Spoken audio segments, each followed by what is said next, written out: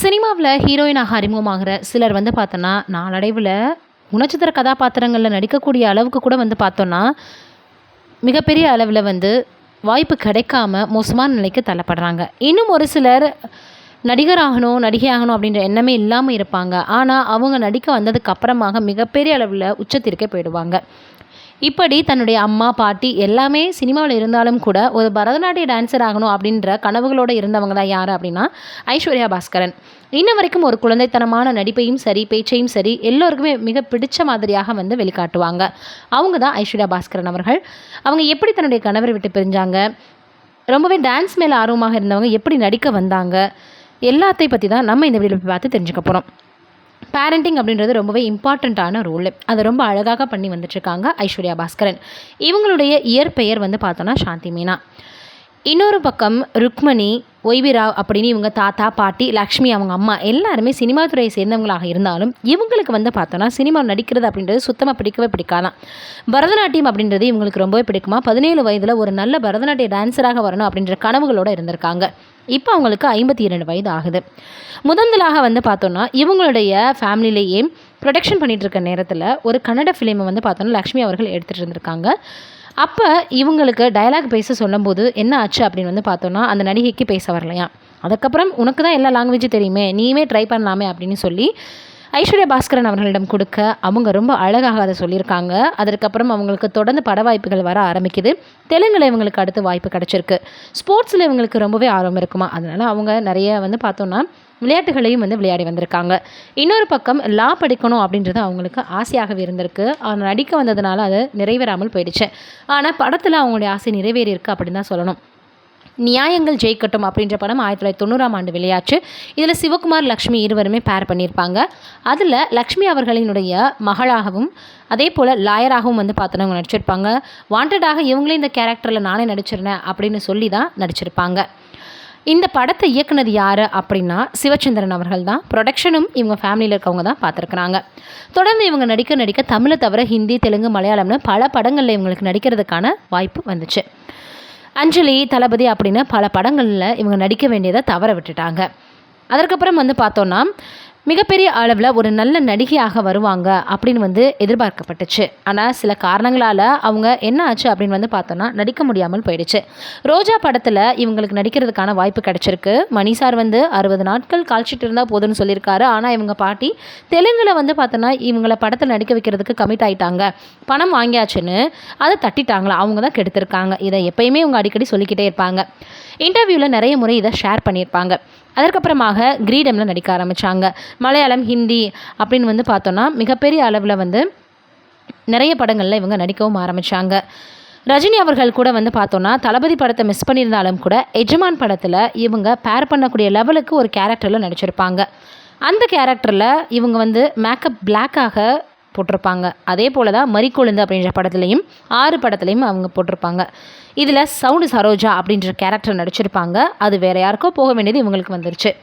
சிவாஜி கமல் அவர்களினுடைய ஒரு காம்பினேஷனில் வந்து பார்த்தோன்னா தேவர் மகன் படத்தில் இவங்க நடிக்க வேண்டியதாக இருந்துச்சா. பார்ட் 1ல் முதல்ல மீனாவும் ஐஸ்வர்யா பாஸ்கரன் அவர்கள் தான் பேசப்பட்டிருக்கு.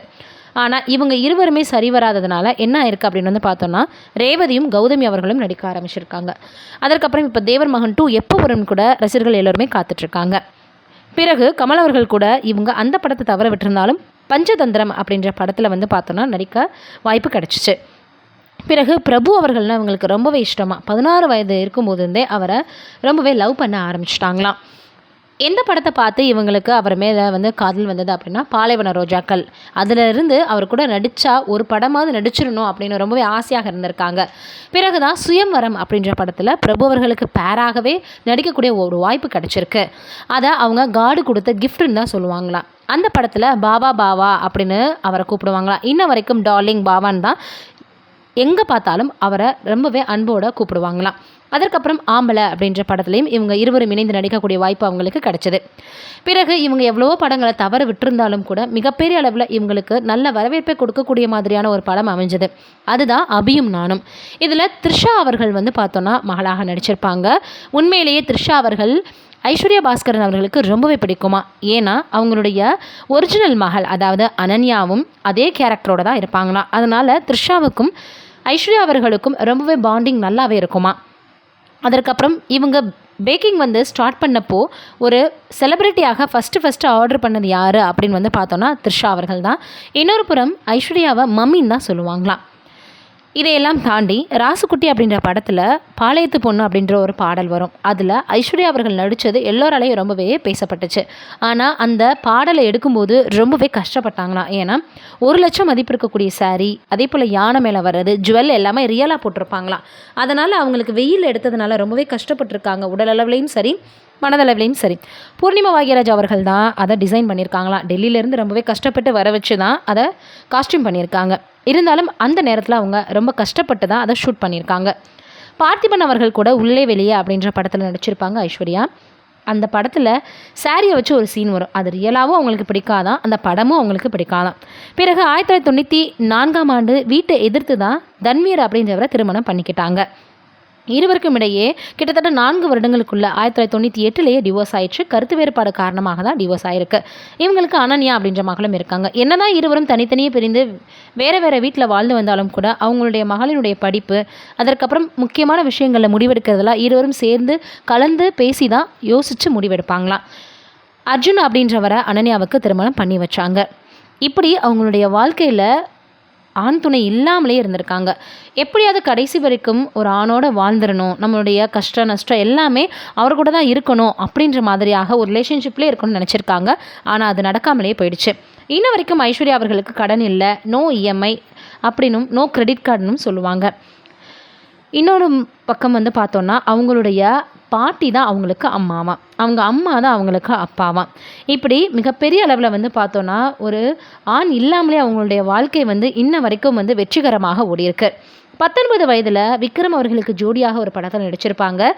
அதே ஐஸ்வர்யா அவர்கள் வந்து பார்த்தோன்னா சாமி 2ல் மாமியாராகவும் அவங்களுக்கு நடித்து அந்த ஷூட்டிங் இடமே வந்து பார்த்திங்கன்னா ரொம்பவே கலகலப்பாக இருக்குமா. இப்படி பல ரசிகர்களால் கொண்டாடப்பட்ட நடிகை வந்து தன்னுடைய சொந்த வாழ்க்கை அப்படின்னு வரும்போது ரொம்பவே கஷ்டப்பட்டிருக்காங்க. நீங்கள் என்ன நினைக்கிறீங்க ஐஸ்வர்யா பாஸ்கரன் அவர்களை பற்றி மறக்காமல் கமெண்ட்டில் சொல்லுங்கள். நன்றி, வணக்கம்.